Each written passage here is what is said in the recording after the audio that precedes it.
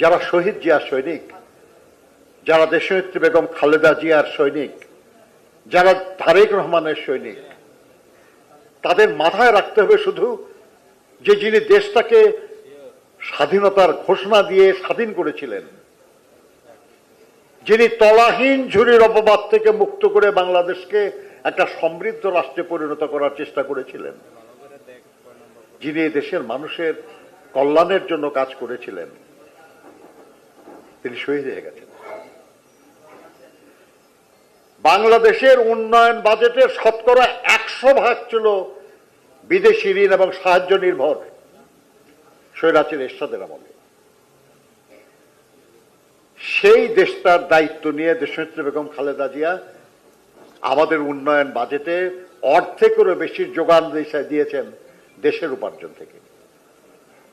নারী শিক্ষার উন্নয়নে বেগম রেখার পর যার নাম উচ্চারিত হয় তার নাম হলো বেগম খালেদা জিয়া। আর শুধু একটা নারী শিক্ষার মাধ্যমে সমাজে যে কত পরিবর্তন ঘটে এটা তো আমরা দেখছি। যারা নারীর ক্ষমতায়ন নিয়ে মুখে ফেনা তুলে ফেলেন তারা একবারও প্রশংসা করেন না যে বেগম খালেদা জিয়ার উপবৃত্তি কর্মসূচি কত কোটি নারীকে স্বাবলম্বী করেছে। এবং একটা পরিবারে একজন মা শিক্ষিত হওয়ার মানে গোটা পরিবার শিক্ষিত হওয়া। এইভাবে কত দিক থেকে আমরা এগিয়ে গেছি। আপনারা শুনবেন খানিকক্ষণ পরে যে এই মাদেরকে মর্যাদা দিয়ে তাদেরকে আরো ক্ষমতায়নের জন্য জনাব তারেক রহমান আমাদের দলের পক্ষ থেকে যে ফ্যামিলি কার্ডের কথা বলেছেন সেটা ইস্যু হবে পরিবারের যিনি নারী কর্ত্রী তার নামে। এইভাবে এগিয়ে দিতে হবে। এই জিনিসগুলি খেয়াল রাখতে হবে আমাদের।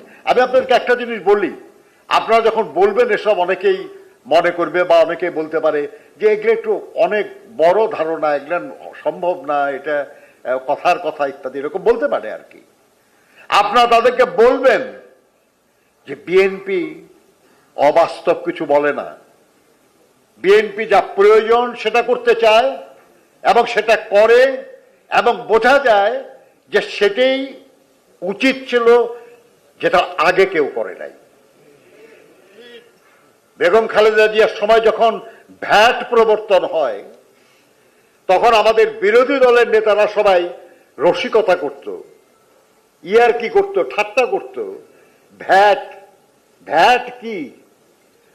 আমাদের দেশে একটা মাছ আছে না ভেটকি, বলতেন ভেটকি। কি হয়েছে বলেন? ভ্যাট বন্ধ হয়ে গেছে, বড় আরো বিস্তৃত হয়েছে এবং বাংলাদেশের রাজস্ব ইনকামের একক সবচেয়ে বেশি উপার্জন ভ্যাট থেকে আসে, যেটা থেকে বাঁচিয়ে আমরা উন্নয়ন বাজেট করি, দেশের উন্নয়নের জন্য কাজ করি। কাজে এরকম অনেক কিছু আছে যেগুলো বিএনপি শুরু করেছে যেটা আগে কেউ ভাবে নাই। যেমন আমি আপনাদেরকে বলি,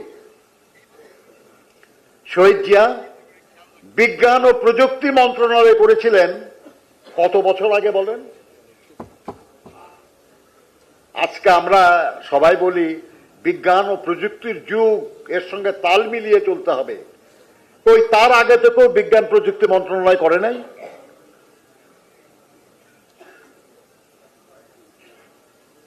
মহিলা এবং শিশু বিষয়ক মন্ত্রণালয় ছিল না এর আগে? শহীদ জিয়া করেছেন। মুক্তিযুদ্ধ বিষয়ক মন্ত্রণালয় পরবর্তী পর্যায়ে বেগম খালেদা জিয়া করেছেন এবং প্রবাসী কল্যাণ মন্ত্রণালয়। আপনার যুব উন্নয়ন বিষয়ক মন্ত্রণালয় শহীদ জিয়া করেছেন। এখন আমরা বলি যুবকদেরকে যোগ্য করে গড়ে তুলতে হবে, তা নাহলে দেশের ভবিষ্যৎ অন্ধকার। কি করে করবেন?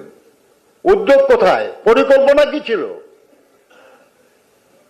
যখন শহীদ জি এটা করেন সমালোচনা হয়েছে, যুবকদের নষ্ট করে ফেলা হবে, যুব কমপ্লেক্স ইত্যাদি করা হচ্ছে ইত্যাদি।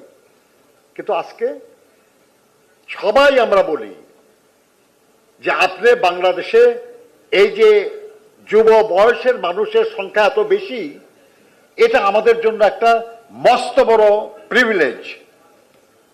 এই সুযোগটা আমরা যদি নিতে পারি তাহলে আমরা উন্নত হতে পারবো। পৃথিবীর বহু দেশ আছে যেখানে যুব শক্তি নাই, অভাব,